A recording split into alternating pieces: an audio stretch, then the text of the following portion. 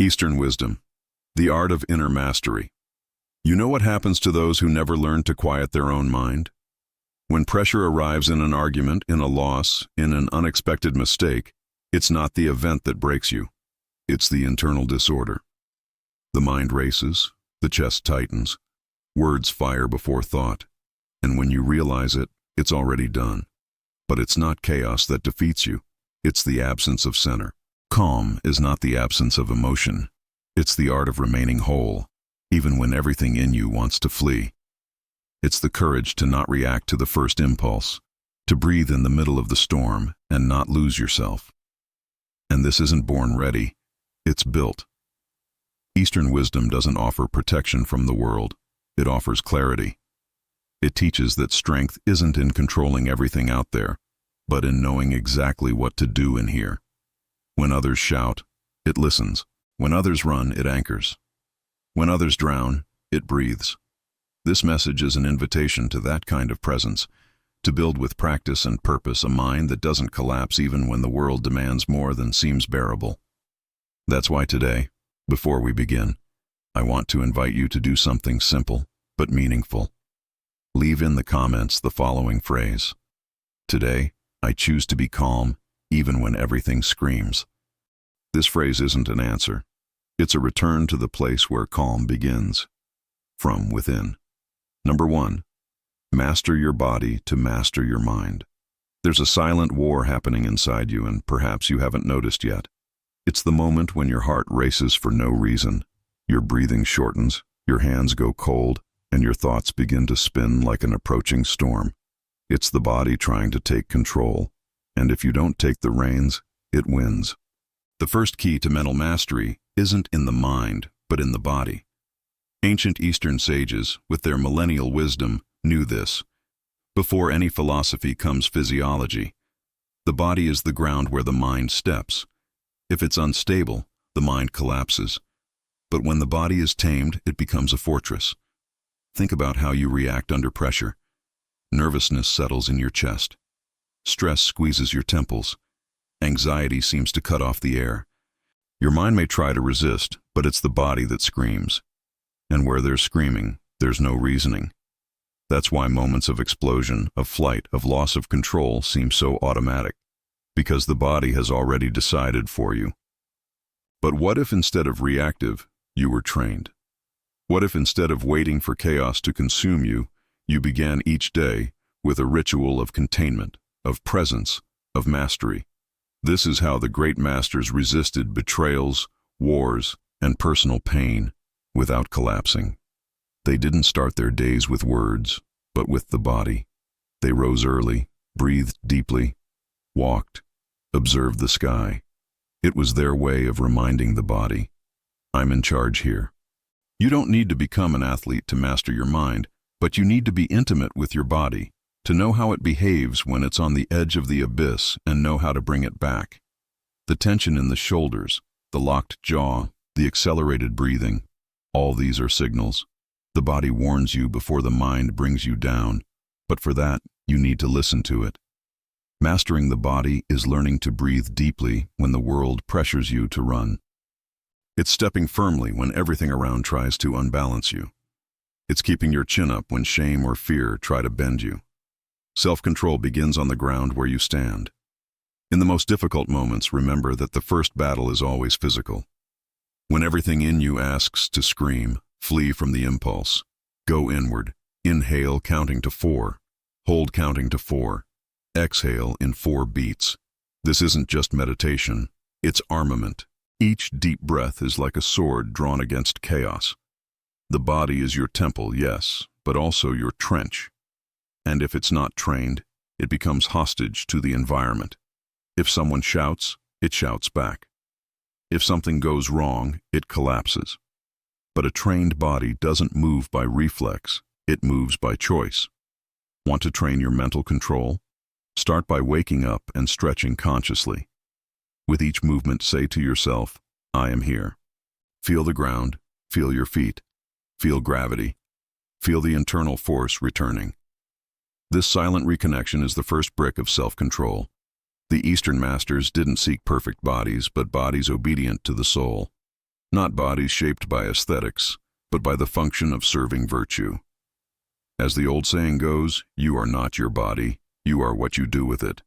So what have you been doing with yours? React less, breathe more, shout less, walk more, argue less, stretch more. Your body is your lever for self-control, and like any tool, it can elevate you or destroy you. The choice and the training are yours. Because in the end, there's no unshakable mind in an ungoverned body. The firm mind is built on muscles that obey, on lungs that expand with intention, on steps that don't let themselves be dragged. The body is the first mirror of your inner strength. And if you truly want to master yourself, start where everything begins, in your own body. Number 2. Act with clarity, never by impulse. An ancient sage once said, "Nothing is freer than the mind of one who has learned to choose their response." Imagine a battlefield where the enemy isn't visible. It hides between the lines, in gestures, in crossed words. A silence full of tension, the pressure increases. The environment demands an immediate reaction, a quick response, a shout, an escape, a hasty justification. And that's where most fail, not from lack of intelligence, but from lack of decision. Reactivity is the poison of clarity. It's the act of responding without thinking, moved by the impulse to escape discomfort. And often this impulse comes disguised as justice, as protection, as necessity. But make no mistake, every time you react automatically, who's in control isn't you. It's fear, it's ego, it's the urgency of not appearing weak. Eastern teachings showed that true strength lies in acting with purpose, even when everything around seems to demand haste. The difference between reacting and deciding is like the difference between lightning and the sun. The first explodes and disappears. The second warms slowly and sustains life. How many times, in moments of stress, have you responded with words you later wished to swallow? How many times have you made a decision just to rid yourself of immediate pain and paid dearly for it later? This is what reactivity does. It relieves now but charges interest tomorrow. Acting with decision isn't acting slowly, it's acting with awareness. It's pausing, even for a second, to choose the response instead of just spewing it out. It's transforming that space between stimulus and response into sacred territory, where you connect with your essence and ask, what does this situation truly require of me? This pause is a portal, an instant where you stop being a victim of circumstances and become the author of your story. But it requires training, because the modern world rewards the quick, the impatient, those who always have a ready opinion on the tip of their tongue. But it's not these who build great things. It's those who have the courage to wait a little longer, not from indecision, but from strategy. The ancient masters wrote to themselves, "Never act without a clear reason. Never speak just to fill the silence." They could command, shout, punish with a gesture, but chose to act with deliberation, because they knew that the greater the power, the more necessary the moderation. And you? Have you been acting as emperor of your inner world, or as a servant of your impulses? Decision requires courage because it doesn't lean on the heat of the moment, but on the coldness of responsibility. When you choose not to respond to a provocation, you're assuming control. When you say "not now" to an immediate desire, you're exercising power. And power in Eastern wisdom isn't dominion over others, it's dominion over yourself. You'll notice that people around you expect you to react, to shout back, to defend yourself, to run, to slam the door. But the true practitioner surprises with silence, with posture, with eyes that see beyond the fight. Because they know, every automatic reaction drags you down, while every conscious decision builds you up. Deciding is the act of choosing based on principles, not pressures. It's looking inward and asking what is correct now, even if it's not easy. So next time you feel the blood boil, the chest tighten, the fingers itch to type that sharp response, stop. Breathe. Ask yourself, am I reacting to relieve my pain or deciding to maintain my peace? This is the true test of strength, not who shouts loudest, but who silences with firmness. Not who responds quickly, but who responds correctly. Not who wins the argument, but who doesn't lose themselves in the middle of it. Because in the end, Whoever reacts is a puppet of the environment, but whoever decides is master of their own destiny. Number 3. Convert difficulty into direction. There's something brutal and at the same time beautiful about facing difficulty. It doesn't ask if you're ready. It arrives, invades, knocks down certainties, suspends the ground. And then you have two choices: lament or learn to rise differently. Most people shrink. The Eastern masters didn't. They observed the blow, wiped the blood, and asked, "What can I do with this?" Transforming difficulty into motivation isn't a catchphrase. It's a skill that can be trained, a way of living that doesn't deny pain but converts it into discipline. Because what hurts you today can be what strengthens you tomorrow, if you know what to do with the wound. Have you noticed that some of the most intense moments of your life were precisely those when you found yourself against the wall, with no exit, no comfort, no applause?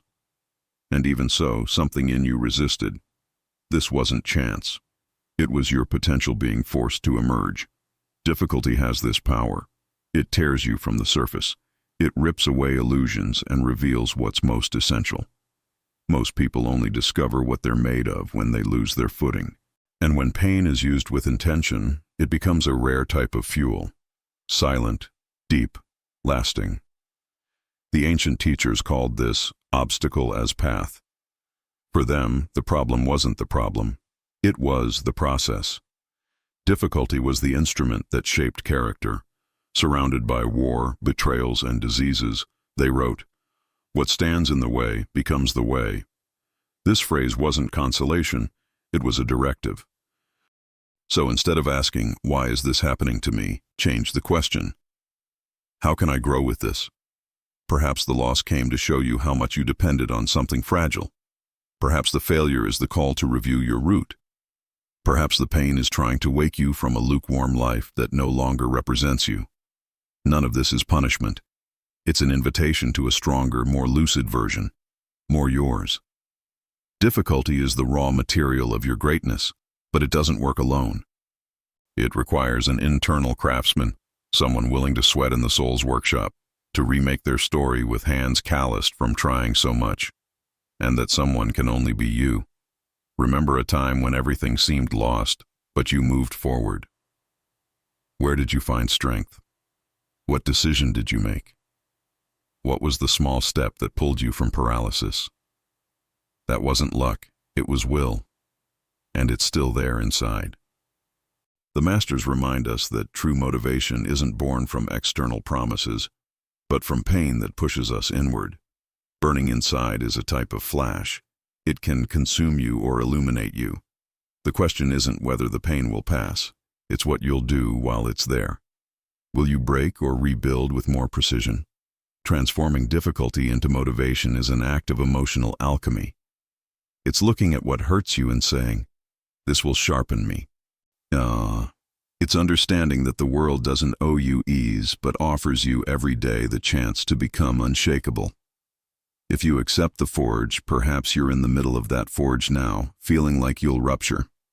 But what seems to be the end may just be the beginning of a new structure. More solid, more yours. Because pain, when accepted with consciousness, doesn't define you, it reveals you. Number 4. The calm that ancient masters built. Imagine being surrounded by epidemics, wars, political betrayals, and still maintaining calm eyes, constant breathing, a silent heart before turbulence. This isn't fiction. It was the life of ancient masters who governed vast empires without letting the world govern their minds. Calm for them wasn't an escape from reality, but a way to face it with clarity, an internal state that didn't depend on what happened outside. They knew, if the mind isn't ordered, the chaos from outside finds echo within us, and everything collapses. But what does it mean in practice to cultivate this calm? It means creating within yourself a space that nothing can invade, a clarity that isn't negotiated, a gaze that doesn't contaminate itself with the world's despair. Have you noticed how the mind reacts to every stimulus as if it were a threat? A notification, a strange look, a crossed word. The heart accelerates, the chest tightens, thoughts get tangled, and before you know it, you've lost your axis. Calm isn't what appears when everything goes well, it's what's built for when everything crumbles. The masters wrote every morning to themselves. They meditated on what could go wrong during the day.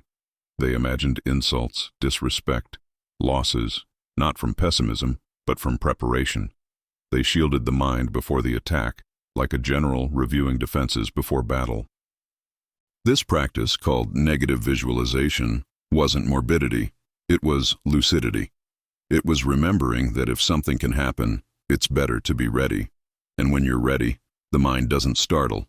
It observes. And you, how do you begin your days? Do you wake up already running?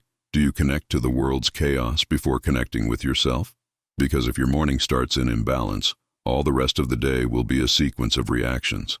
Cultivating calm is cultivating rituals, beginning the day with silence, breathing before responding, writing what you feel instead of vomiting it in words, creating moments of pause, of observation, of reconnection, not to flee the world, but to return to it more whole. There's no haste worth more than your peace. There's no offense that justifies the collapse of your presence. There's no urgency that deserves the sacrifice of your access. The calm mind is like a deep lake. When the surface is tranquil, it's possible to see the bottom. But when agitated, everything becomes murky, and there's no way to make good decisions. That's why the masters sought serenity, not from vanity, but from strategy. Calm is a posture of strength, a gesture of internal sovereignty. When the other expects you to shout and you silence, that's power. When the world expects you to run and you walk with firmness, that's dominion. When life provokes you and you choose not to be shaken, that's freedom. But this requires practice and courage, because calm disturbs. It's confused with indifference, with weakness, with slowness. But only those who've drowned in anxiety know the value of breathing deeply. Only those who've exploded in anger know the victory of remaining serene. Only those who've collapsed understand that more than shouting, what saves is firm silence. The masters knew the empire could crumble, but if the mind stood, they would too. You also have an empire to govern, your life. And if you want to be a good emperor of yourself, begin with calm. It's not about becoming cold, it's about becoming clear. And before clarity, even chaos hesitates. Number 5. Strengthen your mind before the storm arrives. Have you ever tried to open an umbrella in the middle of a gale or build a dam while waters already overflow? There are moments when it's too late to prepare. Either you're already ready or you'll be dragged away. The human mind works the same way. And yet, many only think about emotional strengthening when the ground is already collapsing. They want serenity amid shouting, clarity amid collapse, control while sinking in panic. But calm can't be improvised. Control can't be accessed through desperation. They're fruits of preparation, of a mind cultivated before the storm. The ancient sages knew this like few others. They trained their emotions when they were still at peace. They taught that it's in routine that resistance is molded, that it's in stability that the response to chaos is rehearsed, and that the true emotional warrior is one who anticipates, not one who runs to put out fires. Ancient practitioners used to voluntarily practice deprivation. They slept on the floor, ate little, dressed in simple clothes, even when they had abundance. Why? To remember they could endure loss, to train the spirit so that when life took something away, they were no longer attached. Preparing the mind is a way of saying to life, "Come, I'm here." And this isn't pessimism, it's wisdom. The practitioner doesn't live in fear of pain, but with the awareness that it's inevitable, and for that very reason, anticipates it with courage. How do you begin your days? What's your emotional routine? Do you wake up already connected to noise, to the phone, to tasks, or do you dedicate 5 minutes to prepare your spirit? Do you enter discussions without first asking yourself, what does this situation require of me? Do you face criticism without first strengthening your identity? Preparing the mind is like sharpening a sword every day, even when there's no war, because war always comes, sometimes in the form of bad news, sometimes in the form of exhaustion, sometimes in the form of disappointment. And if you're unprepared, each small disturbance becomes a tempest. Preparation is made in details. In the silence you allow yourself before starting the day, in the reading that feeds your mind, in the breathing that anchors your body, in the internal questioning that filters your decisions. Don't wait for the world to stop to care for your peace. Don't wait for the crisis to pass to begin becoming strong. Life won't warn you it's about to test you.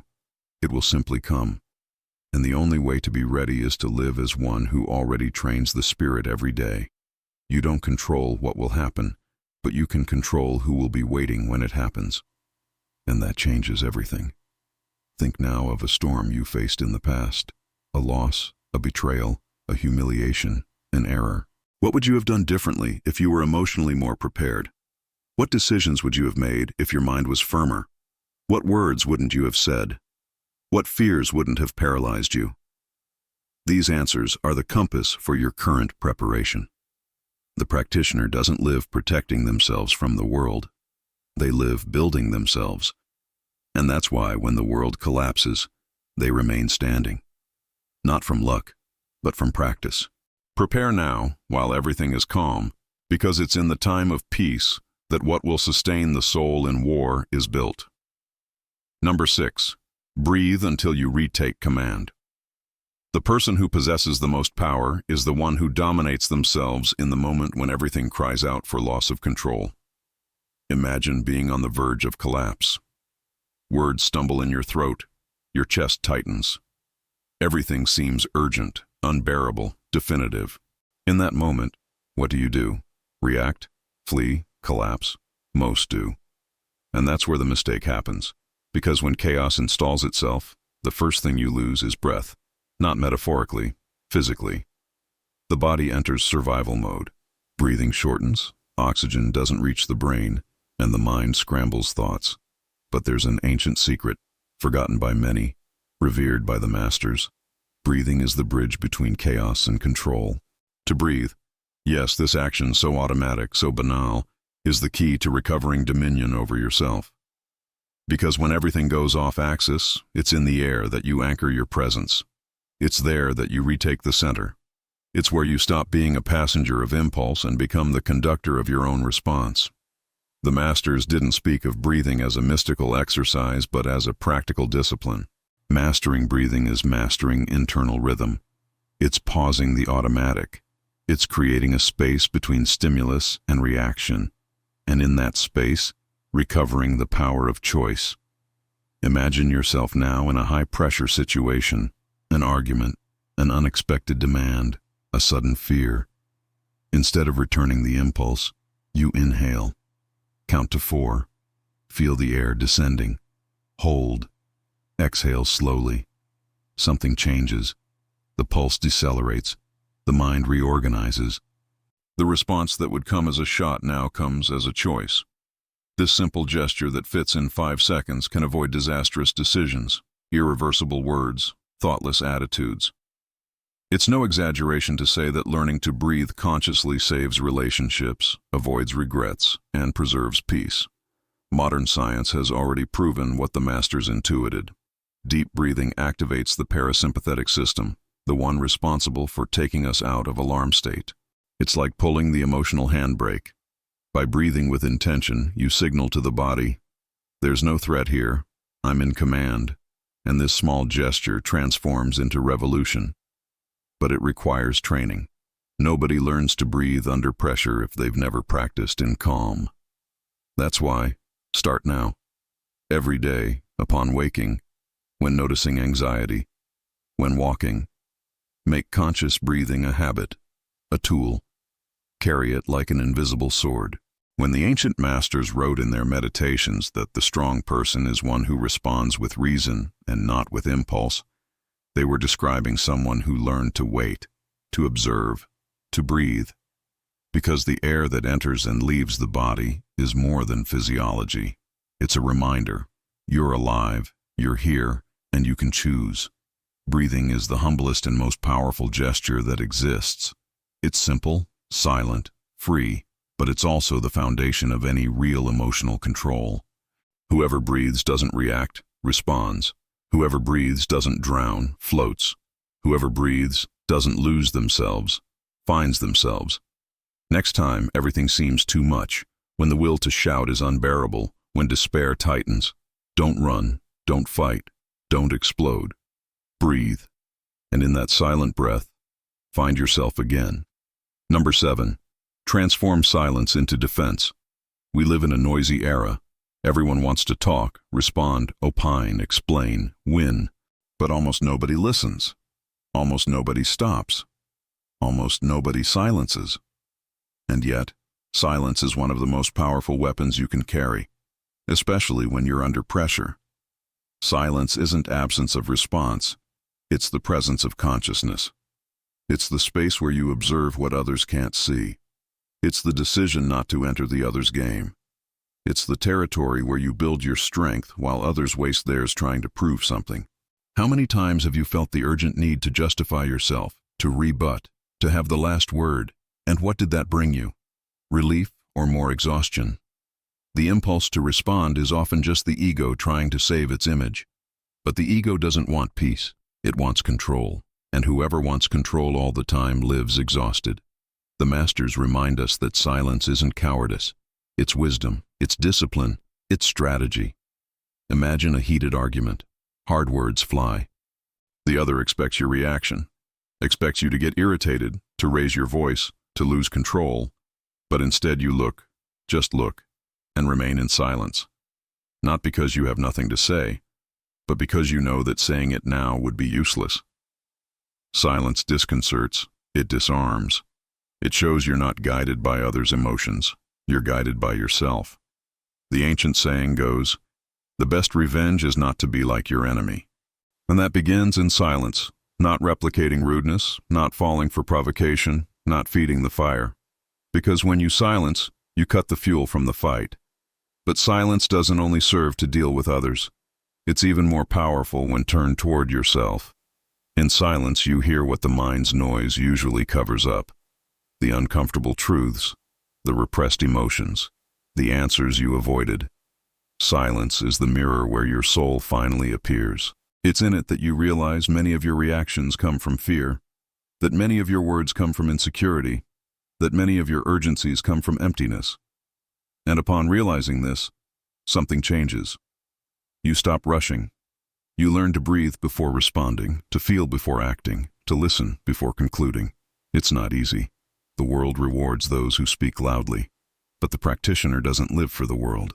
They live in peace with their own conscience. Practice silence as a daily practice, not as escape, but as shield. Upon hearing criticism, breathe in silence. Upon receiving provocation, breathe in silence. Upon feeling you need to prove something, breathe in silence.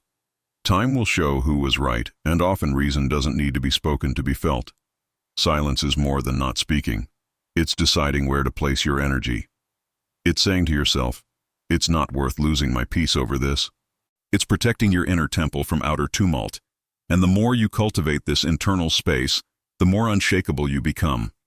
Silence is the language of the strong, of those who no longer need to be validated, of those who don't negotiate their calm, of those who know that often the best argument is none. Number 8. Calm the soul and be firm in your decision. Have you noticed how extremes get confused? Some explode and call it authenticity. Others silence and call it wisdom. But between the impatient shout and the silence that paralyzes, there exists a rarer place, that of the spirit that is calm and at the same time decisive. The world shouts, demands speed, quick answers, public positions. And when you hesitate from prudence or lucidity, they soon say you're weak, passive, indecisive. But listen well. There's nothing more powerful than someone who, even in peace, knows how to act with firmness. Calm isn't absence of movement. It's total presence in the moment. Decision isn't absence of doubt. It's the courage to choose even with it. Being calm and decisive at the same time is the art of acting as if the world's haste couldn't touch you. And that's what few know. True action is born from internal silence, not external pressure. Ancient masters faced conspiracies, betrayals within their own circles, conflicts on all frontiers, and even so made decisions without bowing to haste. They wrote to themselves as a way to keep the mind clean, to align reason and impulse. When others pressured for action, they asked themselves, "Is this in accordance with nature, with my virtue?" And only then did they act. Most act to rid themselves of anxiety. You should act to affirm who you are. Calm without action is escape. Action without calm is desperation. But when the two meet, something rare happens. Direction is born. And that direction has weight, has presence, has structure. The one who is calm and decisive doesn't need to justify or explain themselves. They act and sustain, and with that transform the environment around them. How many times have you regretted not for having erred, but for having acted on impulse, for having said something too early, for having yielded to others' urgency and ignored your own conscience? That's why the true practitioner learns to observe themselves. They know the right action is like a sword strike. It doesn't need to be repeated. It comes once, but comes from within. It comes clean, and for that reason, transforms. Being calm and decisive is knowing how to wait for the right time, but not beyond necessary. It's knowing how to hear emotions but not follow them blindly. It's knowing how to recognize fear but not allowing it to lead. And you train this in small things. When everyone gets agitated, you breathe. When everyone wants to run, you observe. When everyone speaks, you listen. And when nobody expects, you act with precision, with intention. This combination of serenity and direction is so rare that when it appears, people naturally turn to it. They feel there's something there that doesn't shake, something that doesn't depend on collective approval, on others' haste, or on the moment's chaos. And that something is you at your center, firm like a tree that even shaken by winds knows exactly where it's rooted. You don't need to choose between tranquility and firmness. True power lies in uniting the two, because whoever acts with haste often corrects with regret, but whoever acts with calm rarely needs to correct. Don't run to prove yourself. Don't hesitate to preserve yourself. Act in the right rhythm of your truth, with serenity in the heart and firmness in the gesture. This is the posture of the practitioner who not only survives chaos but crosses through it, leaving order wherever they pass. Number 9. Maintain the center. During chaos, chaos doesn't warn. It enters through the morning door with unexpected news or infiltrates the sharp words of someone you love. Sometimes it's small and repeated. The delay, the demand, the unforeseen that accumulates like dust under the skin. Other times it's a rupture, a collapse, something that breaks everything inside. In those hours, the greatest trap is forgetting that a choice still exists, that even when everything seems to pull you outside, to drama, to shouting, to escape, there's still a place where you can stay, your center. Maintaining the center isn't indifference, it's presence. It's not coldness, it's lucidity. It's you remembering in the middle of the tempest that you don't need to follow what you feel in the first impulse, that you don't need to respond in the same coin, that you don't need to accelerate along with the world. The practitioner knows, it's not chaos that defines what comes after, it's what you do with it. And this doing begins in the decision to remain. But how do you remain when everything invites reaction? It's simple and at the same time requires everything from you. It requires you to resist the urgency to solve everything now, that you tolerate tension without dumping it on the other, that you perceive the emotional whirlwind forming inside you, and instead of becoming its hostage, choose to observe. The center isn't a fixed place. It's built in movement. You reconquer it each time you breathe before responding, each time you listen until the end, each time you say, "Not now," to a reaction that would bring more pain. The center is the point between what happens to you and what you return to the world. It's the interval between the spark and the fire. And whoever masters this space masters their own life. Maintaining the center during chaos is also recognizing chaos without denying it, looking it in the eyes and saying, "I see you, but you don't command me." It's knowing that pain may be present, but it doesn't dictate your words, that fear may agitate, but it doesn't conduct your steps.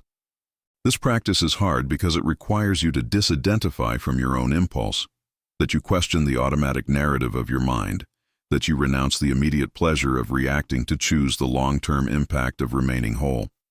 But there's beauty in this, because when you sustain this center, even for instance, something inside you aligns. You realize you don't need to defeat chaos, you just need to not be swallowed by it, that it's not about controlling everything, but about maintaining what nobody can take from you, your clarity. At the center, time changes rhythm. You begin to see better, to hear nuances, to perceive intentions, to decide with more dignity, to respond in a way that looking back you still recognize yourself. Pressure invites you to leave yourself. Haste invites you to lose yourself. But presence, that which is born at the center, invites you to sustain who you're becoming, even if everything around you is still unraveling. And it's this presence that transforms. Because while the world expects reactivity, you offer composure. While the other expects defense, you offer pause. While the situation seems to cry out for urgency, you offer exactness. It's not because the world is in chaos that you need to be. Maintaining the center during chaos isn't denying what happens. It's remembering with silent firmness who you want to be while it happens. It's you in the middle of rain, eyes open, breathing firm, steps secure, even without knowing what comes next, still whole, still lucid, still in command of the only thing that truly matters, your response. And when that response comes from the center, not from fear, not from anger, not from ego, it transforms the environment. It changes the course of the day, sometimes changes the direction of an entire life. Perhaps the world won't see, perhaps nobody will thank you, but you'll know.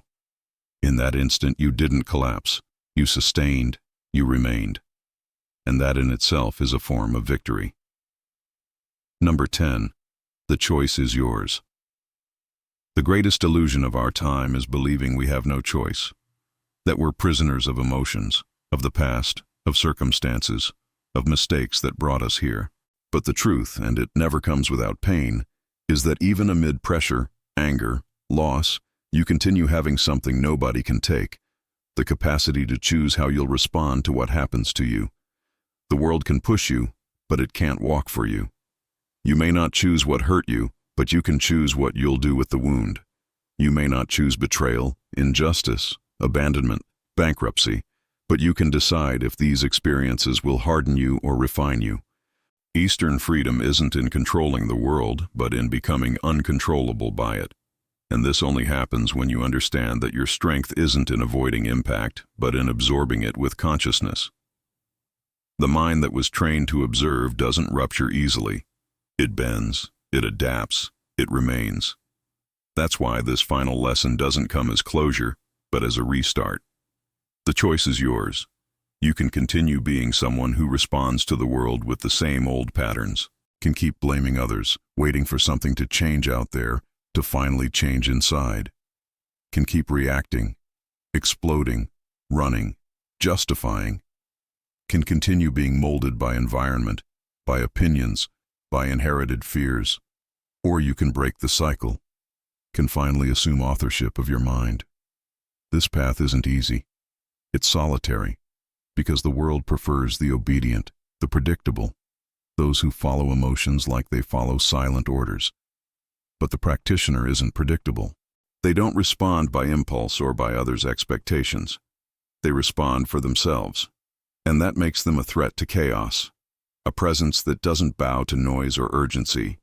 This lesson requires courage because it removes all crutches. It points to you and only you.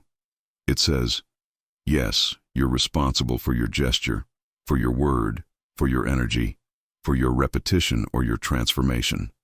And that hurts, but also liberates. When you understand the choice is yours, everything that seemed crushing begins to lose weight. You don't need to win every battle.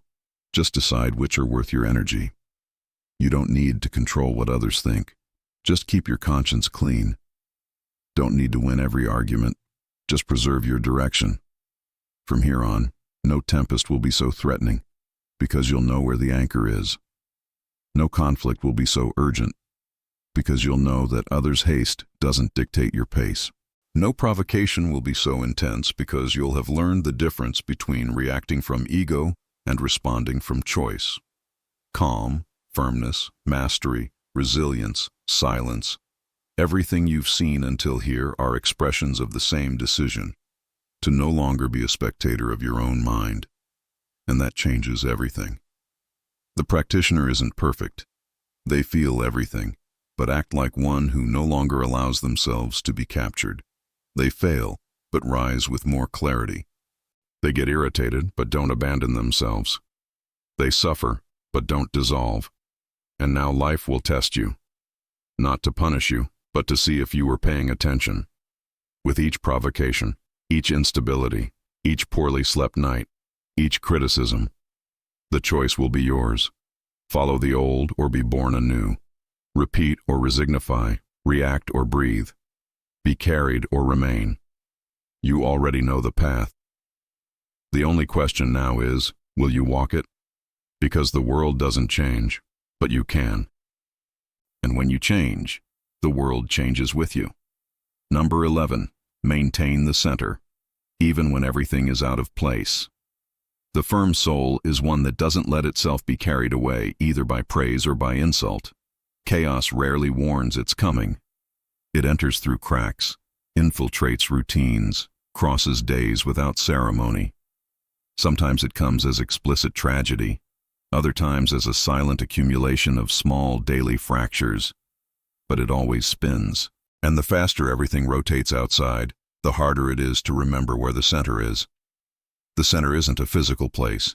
It's a state of consciousness. It's the clarity that remains even when emotions oscillate, even when the world changes, even when pressure insists on making you forget yourself. And maintaining this center is perhaps the deepest of the Eastern arts. Imagine being in the middle of a gale and still maintaining an erect spine, firm eyes, constant breathing, stable voice. Not because the wind stopped blowing, but because something in you decided not to be pushed anymore.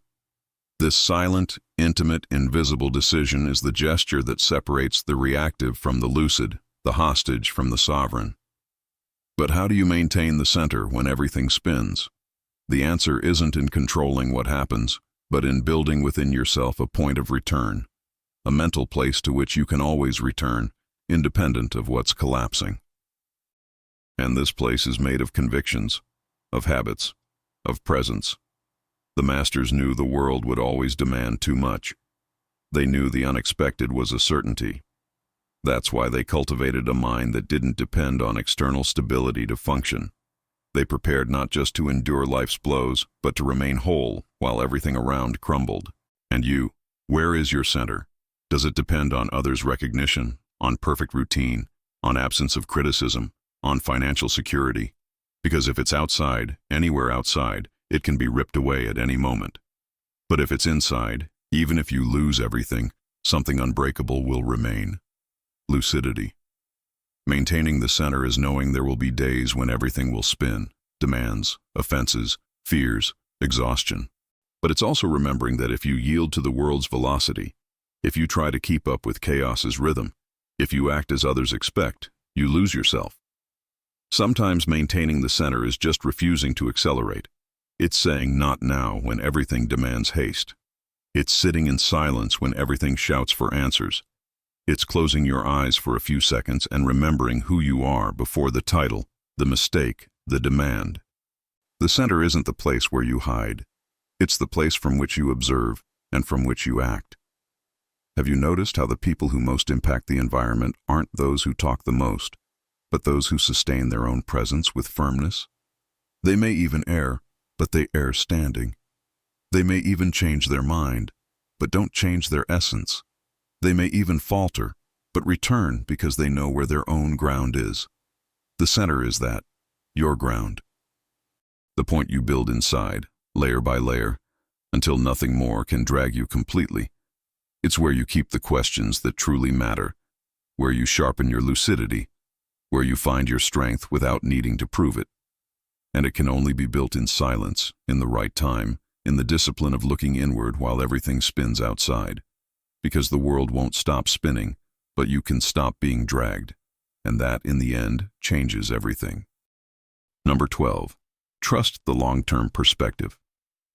An ancient master once said, "Small things shouldn't disturb us because they won't last forever." There are moments when everything seems definitive, a mistake committed, a criticism received, a door that closes, and under pressure the mind screams, "This is the end." But it almost never is. The problem is that in difficult times, the horizon shortens. Pain brings everything close to now, and now, if not observed with clarity, can become a prison. That's why the practitioner doesn't live from reactions, lives from perspective. When turbulence tightens, they pull back internally. They rise mentally to a point where they can see farther. They understand the present is real, but also know it's transitory. Pain exists, but it's not eternal. Discomfort is intense, but not infinite. Trusting the long-term perspective is choosing not to drown in passing events. It's remembering that many things that today seem unbearable tomorrow will be just stories. And for that very reason, they don't deserve the collapse of your calm or the loss of control of your mind. Under pressure, everything asks for haste. But haste is blind. It wants answers now, immediate solutions, instant validations. The long term, on the contrary, is silent. It asks for patience, demands vision, and only responds to those who have the courage to wait. This is one of the practitioner's greatest strengths, their capacity to wait without getting lost, to maintain serenity while time does its work, to trust that truth reveals itself with time and not with anxiety. You've already lived this. Situations that seemed crushing in the past that today you almost forgot. Words that hurt but lost their weight. Decisions that seemed wrong and proved to be disguised successes. Life has its own way of showing meaning, but almost never on time. The long-term perspective is a form of compassion with your future self.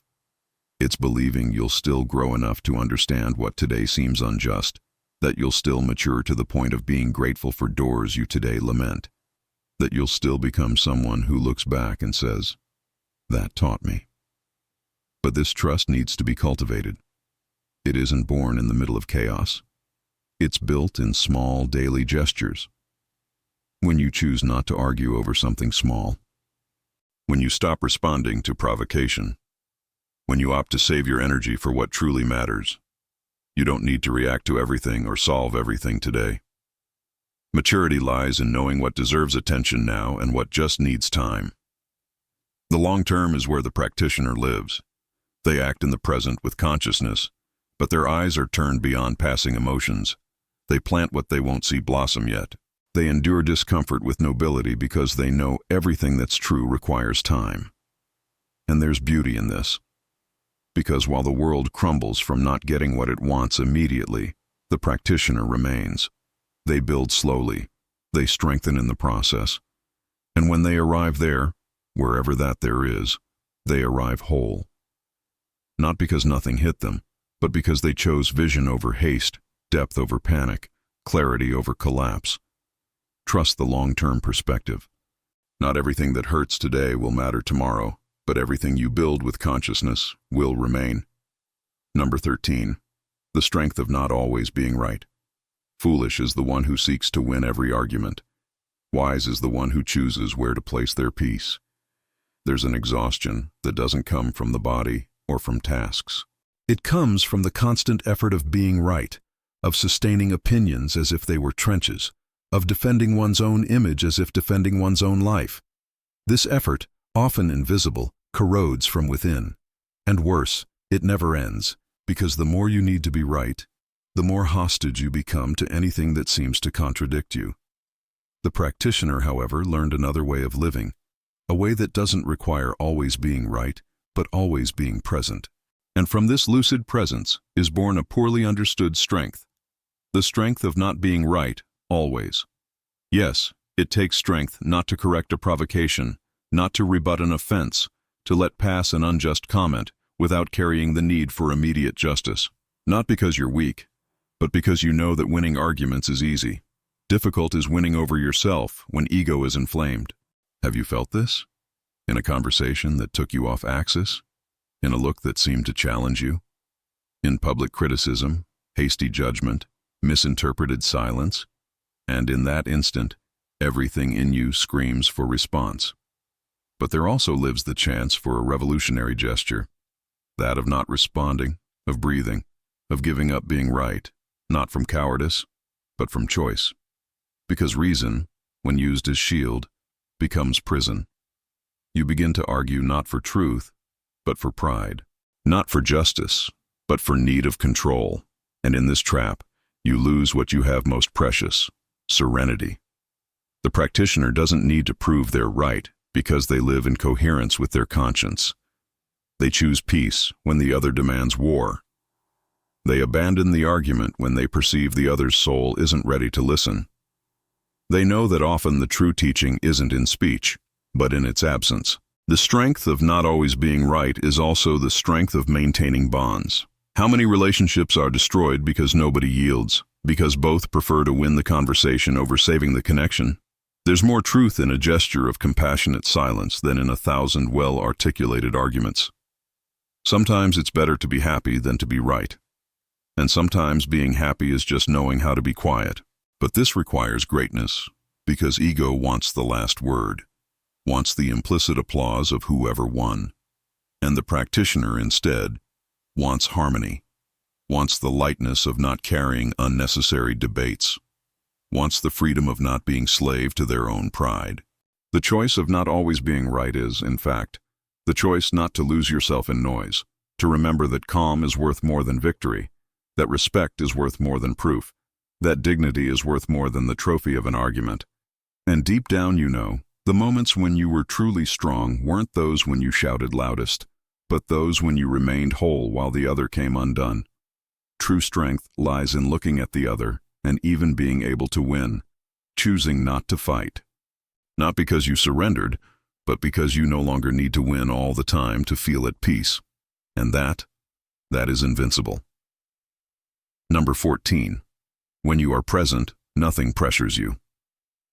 There exists a type of suffering that doesn't come from what's happening, but from what you imagine could be, from what already passed and doesn't return, from what may come and hasn't arrived yet. It's the weight of time poorly lived, a time that escapes through our fingers because the mind insists on not being where the body is. That's why, under pressure, the absent mind becomes vulnerable. It doesn't respond to what's before it. It responds to fear of what will come, to memory of what already was, to projections of what could be. And in this tangle of disconnected times, you lose the only point where life happens. Now. The practitioner learned with discipline and humility that presence is the only place where freedom is possible. Because only being whole in the instant can you see with clarity, choose with consciousness, act with firmness.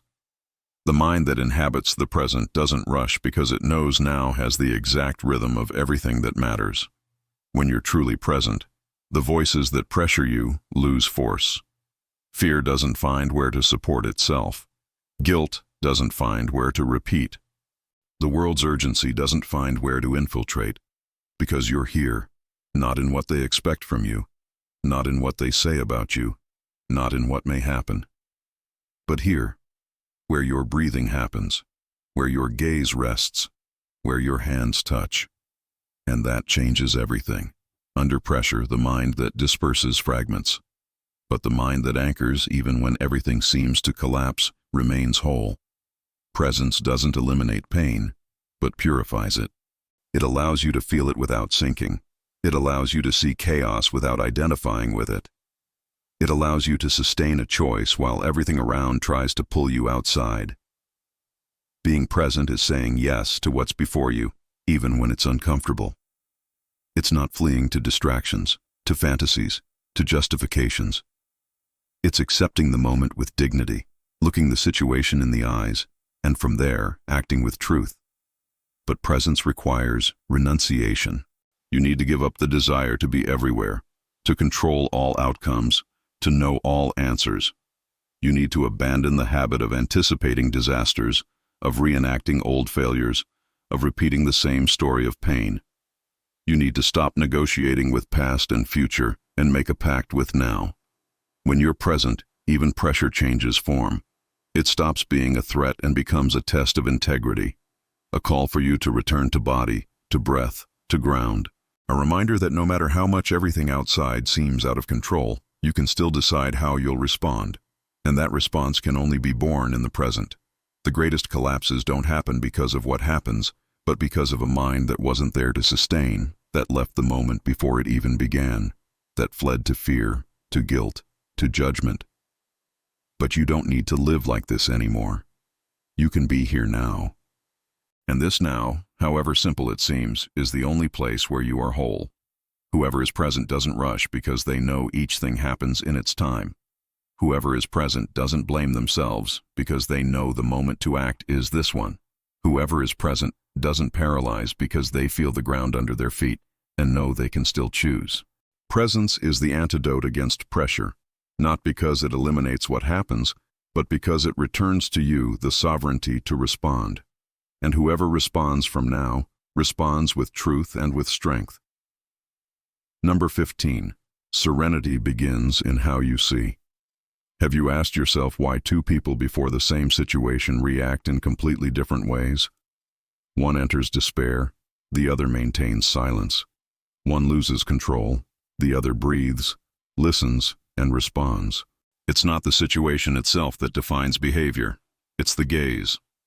The way each one interprets, attributes meaning, builds the internal narrative of what's happening. The way you see is the foundation of your serenity.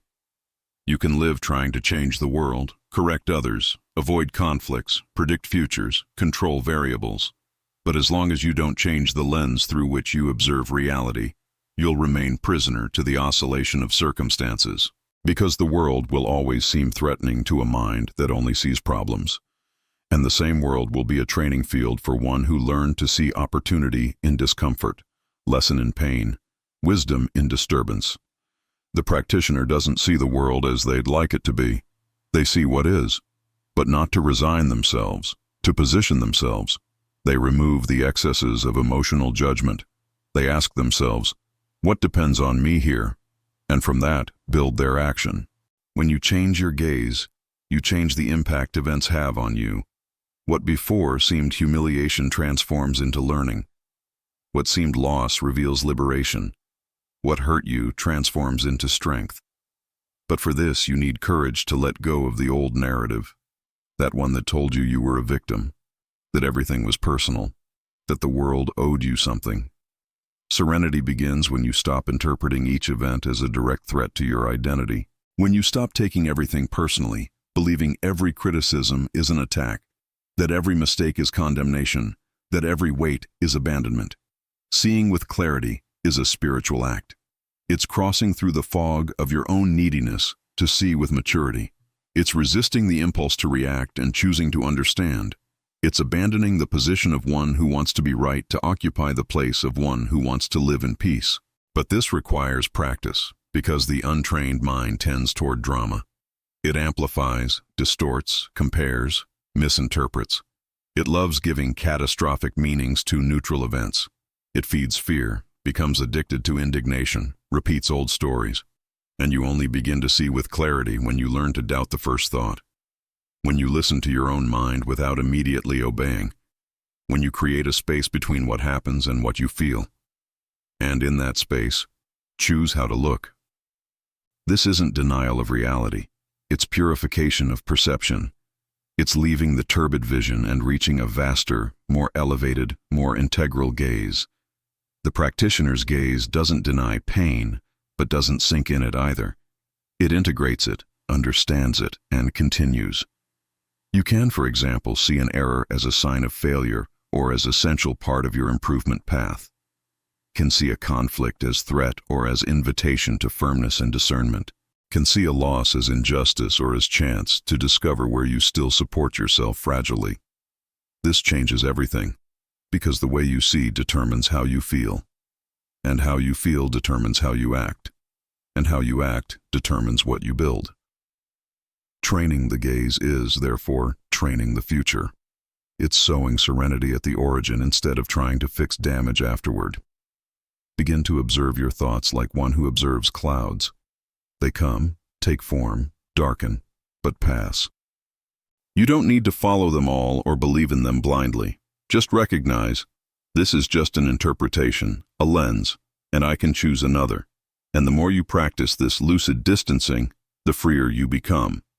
Because events will continue happening, pressures will continue coming, but you'll no longer be molded by them. You'll be guided by a trained gaze, and the gaze, when it's clear, doesn't fear the dark. Serenity, then, isn't in what you control outside. It's in the lens with which you look at everything, and that lens only you can polish. I sincerely hope this video has resonated with you. I want to genuinely congratulate you for staying until the very end. That tells me you're committed to becoming a better version of yourself. If these teachings brought you value, let me know in the comments below. If you're not sure what to write, just drop the word gratitude. That way I'll know you watched all the way through, and it truly means the world to me. If you haven't already, hit that subscribe button and turn on notifications. Don't miss out on the transformative wisdom we share here. Eastern philosophy is filled with profound teachings like these that you can apply to your everyday life, and I'm here to guide you through them. Before you go, I've handpicked 2 powerful videos that will deepen your journey. You'll find them on screen right now. Click on one and let's continue this path together. Remember, the choice to grow is always yours. Thank you for being here, and I'll see you in the next video.